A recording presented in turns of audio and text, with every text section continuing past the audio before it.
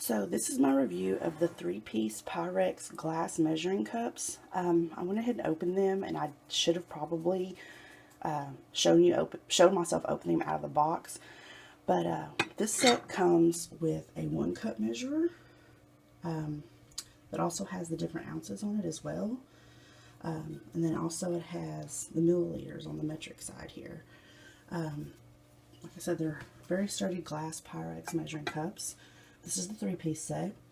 It also comes with a 2-cup measure. In the past, I've always had just the 1-cup and the 2-cup, but I was excited about this set because it actually came with a 4-cup set as well. I don't know about y'all, but down here where I am in the South, we have a lot of hummingbirds, and so I actually make large amounts of bird feed. So the 4-cup comes really in handy for me. But they're nice glass, sturdy measuring cups. Like you said, it's very wide, very big. Like I said, I really enjoyed these cups. Like I just got them yesterday in the mail. You can see how big this 4-cup one is. It's pretty amazing. They do nestle in each other pretty well. They don't take up too much space in my cabinet.